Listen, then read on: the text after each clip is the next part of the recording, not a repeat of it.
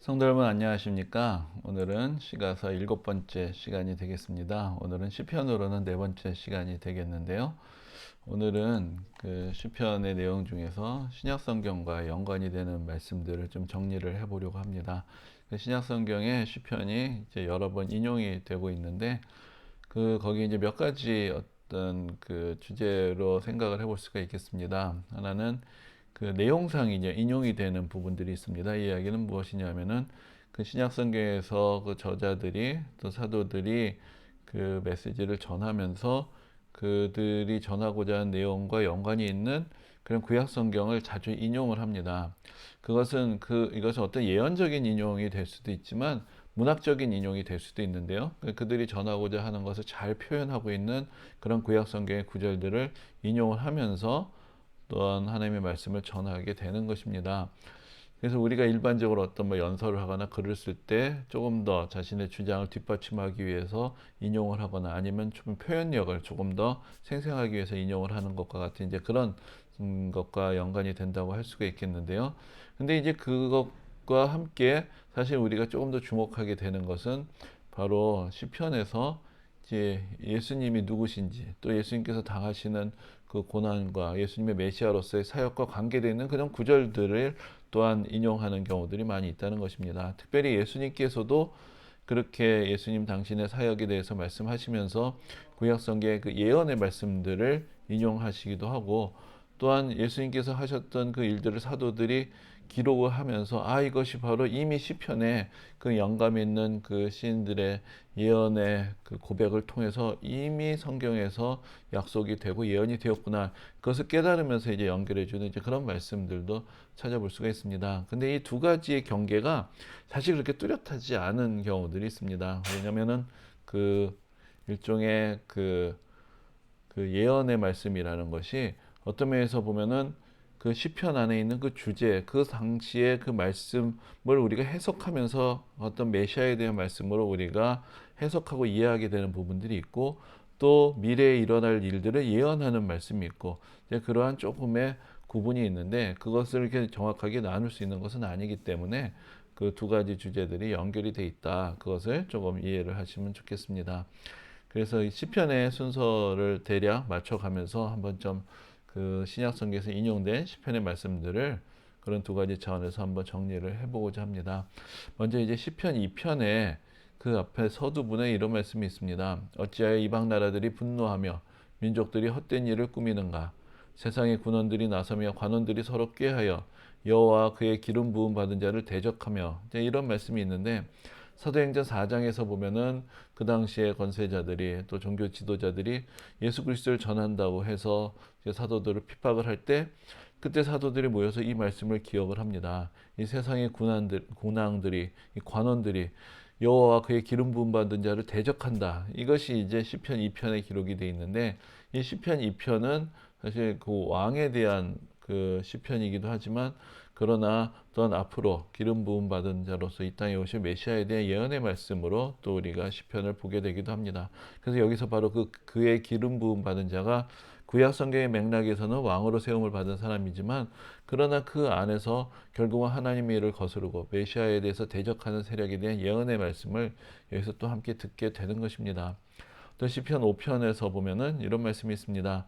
그들의 입에는 진실함이 없고 그들의 심중이 심히 약하며 그들의 목구멍은 열린 무덤 같고 그들의 혀로는 아첨 하나이다. 근데 이제 로마서 3장에서 바울이 이 말씀을 인용을 합니다. 그런데 이 말씀을 인용할 때 바울은 인간이 얼마나 하나님 앞에서 죄인인가, 얼마나 악한가, 그것을 전하는 과정에서 이 시편 5편의 말씀을 인용을 하는 것이죠. 그래서 이것은 앞에서 말씀드린 대로 좀 문학적 인용이라고 할 수 있는데 그 인간의 죄성에 대해서 고발하고 있는 그런 시편의 말씀을 인용하면서 인간이 하나님 앞에서 죄인이다라는 것을 우리에게 좀 더 생생하게 전해주고 있는 것입니다.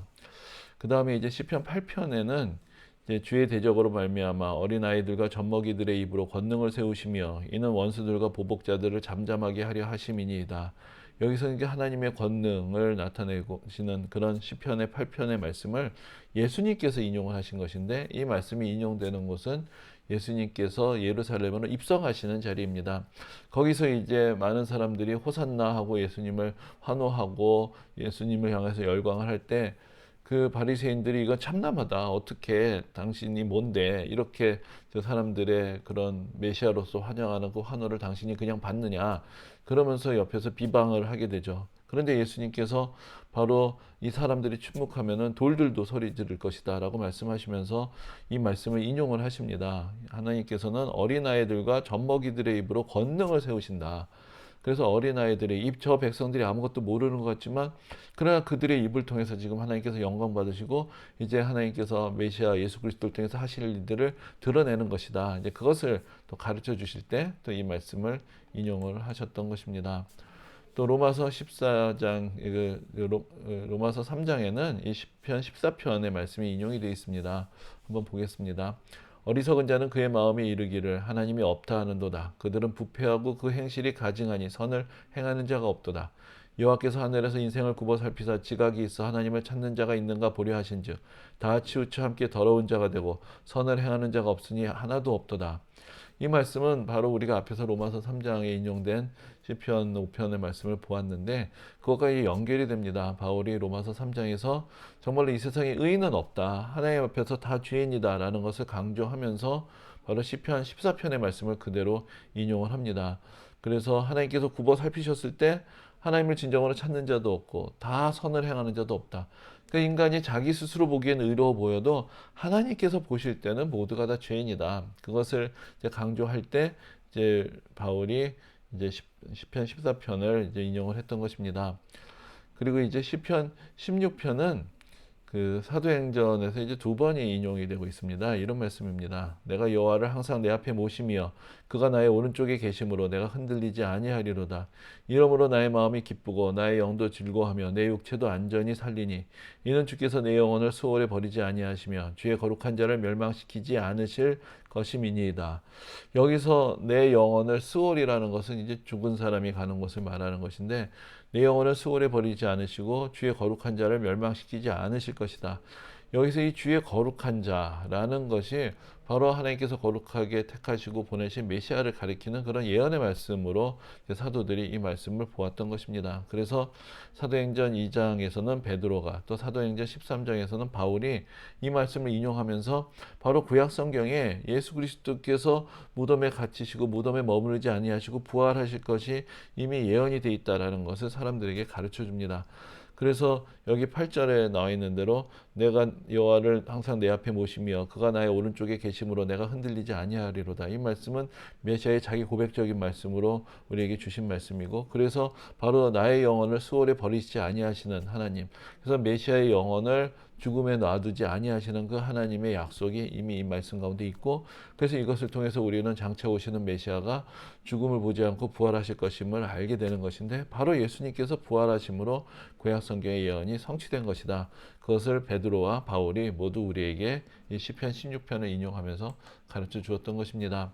또 특별히 이제 우리가 예수님과 관계돼서 의미가 있는 것이 시편 22편입니다. 네, 여러분, 이 시편 22편 1편에 이렇게 되어 있습니다. 내 하나님이여, 내 하나님이여, 어찌 나를 버리셨나이까? 어찌 나를 멀리하여 돕지 아니하시오며 내 신음소리를 듣지 아니하시나이까? 그런데 여러분, 이것이 마태복음에만 인용된 것은 아니고 마태복음과 마가복음 모두에 나오는 말씀인데 예수님께서 십자가에 달리셨을 때 그 엘리 라마 사박단이라는 아람어의 말씀을 하셨죠. 그것은 이제 예수님의 육성을 그대로 보존을 하고 있는 것인데 그 당시 사람들이 아람어를 일상에서 썼기 때문에 예수님도 그러셨고 예수님의 육성 그대로를 녹음하듯이 보존을 한 것입니다. 그런데 그것이 바로 그 뜻이 나의 하나님 어찌 나를 버리셨나이까 라는 그런 뜻인데 이것이 사실은 시편 22편 1절에 있는 말씀입니다. 그래서 시편 22편 1절에는 그 고난당한 사람, 하나님으로부터 버림받은 사람, 그러면서 하나님의 은혜 앞에서 그 고난의 세계 속에서 또 하나님을 바라보는 그런 사람의 고통이 잘 표현되어 있는 그런 시편인데 사실 이것을 통해서 예수님께서는 바로 시편에 예언이 되어 있는 메시아의 고통의 그 자리에 예수님께서 서셨다는 것을 또한 그렇게 표현을 하신 것입니다. 특별히 이제 시편 22편에 18절에 이런 말씀이 있습니다. 내 겉옷을 나누며 속옷을 제비 뽑나이다. 그런데 이제 요한복음 19장에서 그 로마 군병들이 그 예수님의 겉옷과 속옷을 다 벗기고 십자가의 못을 박은 다음에 예수님의 겉옷과 속옷을 제비 뽑아서 나누는 장면이 그대로 나옵니다. 근데 그것을 묘사를 하면서 이것이 바로 메시아의 고난, 구약 성경에 기록되어 있는 시편 20편에 기록되어 있는 그 메시아의 고난이 그대로 성취가 되고 있는 장면이다. 그것을 우리에게 가르쳐 주었습니다.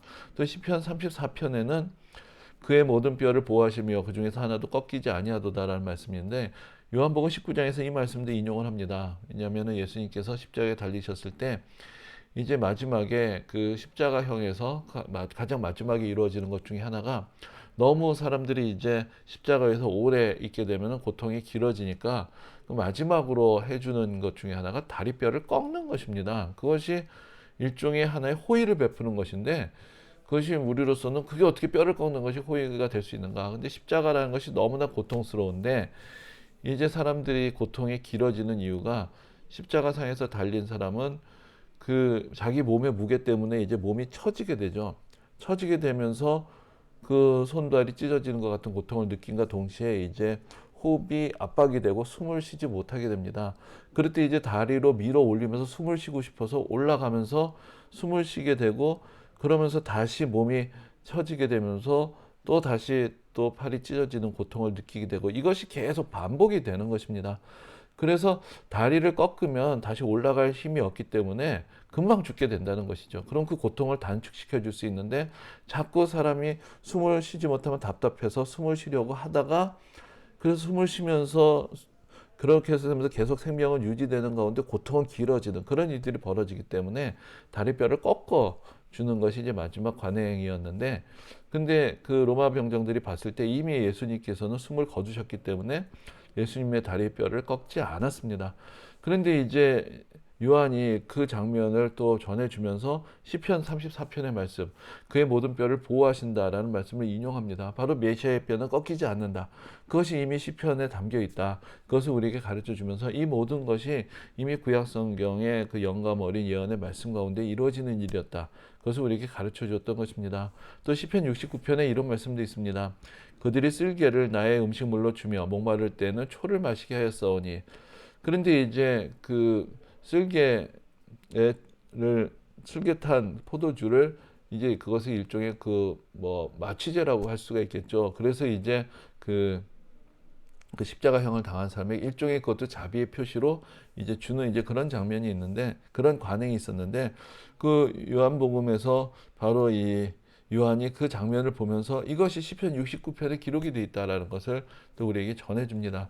그래서 십자가에서 일어났던 많은 일들이 이미 시편 가운데 예언이 되어 있고 그 영감 가운데 고백이 되었던 그런 내용들이 십자가에서 그대로 이루어지고 있었다는 것, 그것을 통해서 예수님의 고난이 헛된 고난이 아니라 바로 하나님께서 이미 우리를 위해서 예비하신 그 고난의 자리에 예수님께서 서신 것이다. 그것을 바로 이런 시편의 말씀들을 인용하면서 또 특별히 사도 요한이 우리에게 전해 주었던 것입니다.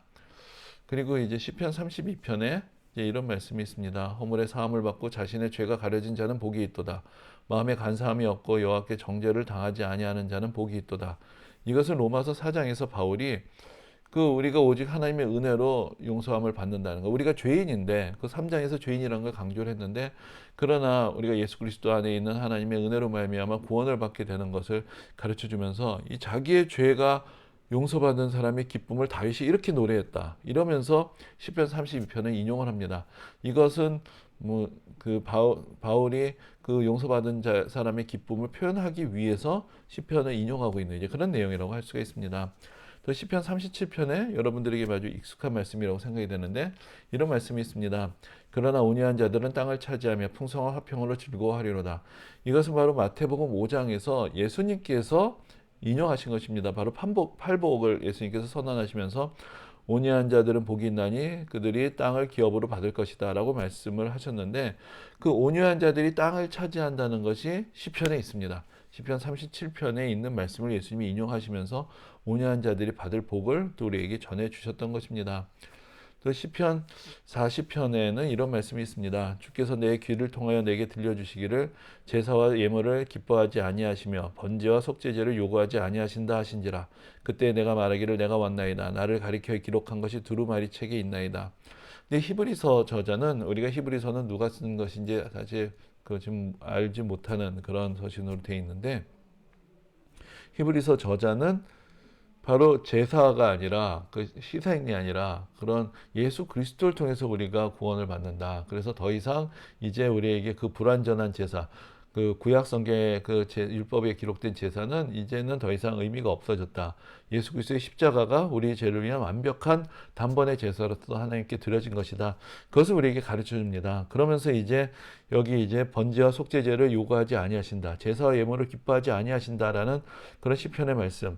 그러면서 이제 성경에 기록된 대로 예수 그리스도께서 오셔서 그 구약 성경의 모든 요구를 다 완성시키시고 이제 더 이상 필요 없는 단번에 당신의 몸을 들이심으로 우리 위한 모든 제사의 요구를 다 완성시키셨다. 그것을 우리에게 가르쳐 주면서 바로 이 시편 40편의 말씀을 우리에게 또 인용하면서 바로 모든 제사를 넘어서는 완전한 희생으로서 우리에게 당신의 몸을 내어주신 예수 그리스도, 성경에 기록된 대로 우리를 위해서 모든 예언의 말씀을 성취하시면서 우리를 구원하신 그 예수 그리스도를 우리에게 가르쳐 주면서 바로 이 시편 40편의 말씀을 인용했던 것입니다. 또 시편 41편에 이런 말씀이 있습니다. 내가 신뢰하여 내 떡을 나눠 먹던 나의 가까운 친구도 나를 대적하여 그의 발꿈치를 들었나이다. 근데 이제 요한복음 14장에서 바로 가룟 유다가 예수님을 배반하는 장면이 있는데 거기서 예수님께서 너희 중에 하나가 나를 배반하리라. 그러니까 제자들이 누굽니까 할 때 나와 함께 그 나의 떡그릇에 같이 손을 넣는 그 사람이다라고 그렇게 말씀을 하셨습니다. 그런데 그 대목에서 바로 사도 요한은 시편 41편을 우리에게 함께 전해줍니다. 내 떡을 함께 먹던 그 가까운 친구가 나를 대적하였다. 이제 그것이 이미 시편 41편에 기록이 돼 있는 것이죠. 그래서 사실은 그 내 떡을 같이 나눠 먹는다, 내 떡그릇에 손을 낸다는 것은 물론 가룟 유다의 배신은 예수님께서 아시고 하시는 말씀이지만 그러나 사실 그 자리에 있었던 제자들도 다 결국 예수님을 버리고 도망을 갑니다. 예수님과 그래서 우리가 이것을 시편 41편의 맥락에서 생각해 본다면 제자들이 나는 아니지요라고 할 상황은 아니었던 것이죠. 예수님 가장 가까이 있었던 사람들, 예수님과 동거동락하고 같이 먹던 그 사람들이 결국 예수님께서 십자가에 달리실 때 다 도망갔던 그 상황이 사실 시편 41편 가운데서 우리가 그대로 드러나 있는 것을 보게 되는 것입니다. 또 이제 시편 69편에 이런 말씀이 있습니다. 주의 집을 위하는 열성이 나를 삼키고 주를 비방하는 비방이 내게 미쳤나이다. 근데 이제 요한복음에는 2장에 예수님이 예루살렘 성전을 정결케 하시는 장면이 나오는데 그때 성전을 깨끗하게 하시는 그 말씀을 보면서 사도들은 바로 이 말씀을 기억합니다. 주의 집을 위하는 열성이 나를 삼켰다. 예수님께서 이 예루살렘 성전의 그들 장사꾼들에서 더럽혀져 있는 것을 깨끗해 하시는 그 모습을 보면서 정말로 하나님의 집을 위하는 열성이 나를 삼켰다라고 할 만한 그분이 바로 오셨구나. 이제 그것을 그들이 깨닫게 되고 시편 69편을 기억하게 되었던 것입니다. 또 이제 시편 91편은 좀 특별한 말씀인데 거기 이제 11절 12절에 이런 말씀이 있습니다. 그가 너를 위하여 그의 천사들을 명령하사 내 모든 길에서 너를 지키게 하심이라. 그들이 그들의 손으로 너를 붙들어 발이 돌에 부딪히지 아니하게 하시리로다. 이 말씀은 누가 인용을 했을까요? 이것은 예수님께서 시험을 받으실 때 사탄이 인용한 말씀입니다. 예수님을 하여금 그 성전 꼭대기에서 뛰어내리라고 그렇게 그 예수님을 유혹하면서 네가 뛰어내려도 성경에 기록이 돼 있다. 너는 발이 돌에 부딪히지 않게 하나님께서 너를 붙들어 주실 것이다. 그러니까 네가 하나님의 아들이면은 뛰어내려라. 라고 그렇게 유혹을 할 때 바로 이 하나님의 말씀을 사탄이 감히 인용을 하면서 예수님을 이렇게 유혹을 했던 것입니다. 그러나 예수님께서는 주 너의 하나님을 시험하지 말라라는 말씀으로 사탄의 유혹을 물리치셨던 그 장면을 우리가 복음서에서 보게 됩니다. 그리고 이제 시편 110편은 그 시편 110편 자체가 바로 메시아를 위한 시편이다라고 그렇게 우리에게 알려져 있는 그런 시편인데 거기에서 특별히 이제 1절과 4절에 이런 말씀이 있습니다. 먼저 1절에 이렇게 되어 있습니다. 여호와께서 내 주에게 말씀하시기를 내가 내 원수들로 내 발판이 되게 하기까지 너는 내 오른쪽에 앉아 있으라 하셨도다. 근데 이 말씀도 예수님께서 직접 인용을 하십니다. 예수님께서 예수님의 메시아 되심을 부정하는 이제 그런 그 바리새인들 또 그런 어떤 율법학자들에게 예수님께서 이 말씀을 들어서 말씀하십니다. 너희들은 메시아가 다윗의 자손일 뿐이라고 생각을 하지만 그러나 시편에 보면은 다윗이 메시아를 향해서 내 주라고 이야기를 한다. 여호와께서 내 주에게 말씀하시기를. 여기서 보면은 여호와께서 계시고 내 주가 계시는데 이 주라고 불리는 분이 바로 원수 하나님의 오른편에 계시는 그런 분이다. 그러면은 어떻게 메시아가 다윗의 자손이라고 하지만 성경에 메시아를 다윗이 자기의 주님이라고 부르는 것을 너희들은 어떻게 설명하겠느냐? 그래서 이제 예수님께서 다윗의 자손으로 오신 분이지만 그러나 그렇게 그 사람들이 생각하듯이 다윗의 대를 이어서 오는 어떤 하나의 왕이 아니라 하나님과 동등한 권세를 가지신 분이다 라는 것을 가르치시면서 시편 110편의 말씀을 인용을 하셨고, 그래서 이제 이 말씀을 예수님께서도 복음서에 저기는 마태복음 22장만 말씀을 드렸지만 마태복음, 마가복음, 누가복음 다 그 장면이 기록이 되어 있습니다. 그리고 사도행전에서 사도들도 또 히브리서의 저자도 바로 이 말씀을 통해서 예수 그리스도가 어떤 분이신가, 바로 하나님 우편에 앉아 계신 분이시다. 그리고 나중에 모든 원수들을 심판하실 분이시다. 그런 하나님과 동등한 하나님 오른편에 앉는 권능을 가지신 분이시다. 우리의 주님이시다. 그것을 바로 시편 110편을 통해서 우리에게 증거해 주었던 것입니다. 그리고 그 110편 내 4절에도 이런 말씀이 있습니다. 여호와는 맹세하고 변하지 아니하시리라. 이르시기를 너는 멜기세덱의 서열을 따라 영원한 제사장이라 하셨도다. 이것도 바로 시편 110편이야말로 분명하게 메시아에 대한 예언의 말씀으로 우리에게 주신 그런 시편인데, 여기 이제 멜기세덱의 서열을 따른 제사장이다라는 말씀이 나옵니다. 그것은 무엇이냐면은 원래 제사장은 레위 지파 아론의 자손들이죠. 그러나 이제 오시는 메시아는 아론의 자손으로 오시는 그런 아론의 뒤를 따르는 메시아가 그 제사장이 아니라 특별하신 분이라는 것인데, 그러면서 이제 창세기에 멜기세덱이라는 제사장이 나오는데 이 멜기세덱이 저 위대한 아브라함을 축복하는 그런 제사장, 하나님의 제사장으로 사실 어떻게 생각하면은 갑작스럽게 등장을 합니다. 그리고 멜기세덱이 정말 그가 어떤 아브라함의 시대의 사람이기 때문에 아브라함의 아들의 아들인 이 야곱의 아들들로 이루어진 그 12지파 중에 하나인 레위지파, 이런 제사장하고는 다른 특별한 하나님께서 택하신 제사장으로서 멜기세덱이라는 이름이 나오는데, 바로 메시아는 그런 인간의 계보를 따른 제사장이 아니라 멜기세덱의 반차를 따라서 멜기세덱을 잇는 그런 제사장으로 오시는 분이다. 그것을 가르쳐 주셨던 것이고, 바로 히브리서에서 그것을 인용하면서 이 레위인 계열의 이 제사장들은 더 이상 의미가 없다. 그리고 이제 당신이 직접 제사장이 되시고 당신의 몸을 드리신 그 예수 그리스도를 통해서 이제 우리는 우리 모든 죄의 사함을 받고 구원을 받는 것이다. 그것을 바로 이 시편 110편의 말씀을 인용하면서 우리에게 전해줬던 것입니다. 그리고 이제 마지막으로 시편 118편에 이런 말씀이 있습니다. 건축자가 버린 돌이 집 모퉁이의 머릿돌이 되었나니 이는 여호와께서 행하신 것이요 우리 눈에 기이한 바로다. 이 말씀은 예수님도 또 사도들도 우리에게 인용하여 줬던 말씀인데, 이 말씀을 예수님께서 말씀하실 때 포도원 농부의 비유를 드십니다.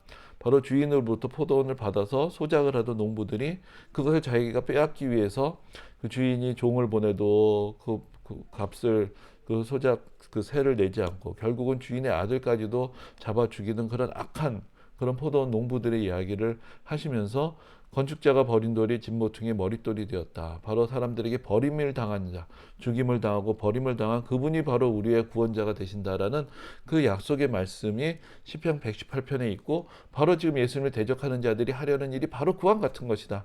이들이 이미 예수님을 죽이려는 모의를 하고 있을 때 예수님께서 아주 직접적으로 이 시편의 118편의 말씀을 통해서 이제 예수님이 당하실 고난, 그러나 그것을 통해서 이루어질 구원의 말씀을 분명하게 전하셨던 것이고, 그래서 바로 사도행전에서 사도들이나 또 베드로 전서에서 베드로가 다 이 말씀을 통해서 예수 그리스도는 건축자가 버린 돌, 버려진 돌이셨지만 모퉁이 돌이 되신 분이다. 바로 여기에 예수 그리스도의 고난과 우리 위한 구원의 약속이 담겨 있다. 그것을 우리에게 가르쳐 주었던 것입니다. 그래서 이렇게 시편에 있는 말씀은 그 한 편 한 편도 물론 우리가 지난번에 쭉 보았지만은 그 당시 사람들의 삶의 자리에서의 놀라운 신앙의 고백과 은혜의 고백을 담고 있지만, 그 안에 있는 그 영감 어린 시편들은 바로 예수 그리스도를 통해서 우리에게 주시는 은혜의 말씀, 구원의 약속, 예수 그리스도의 고난과 또 예수 그리스도의 부활, 그 예수님의 영광, 그것이 또 시편 가운데 영광 가운데 예언이 돼 있다. 그것을 우리가 여기서 다시 보게 됩니다. 그래서 그동안 시편의 말씀을 우리가 쭉 정리해 보았는데요.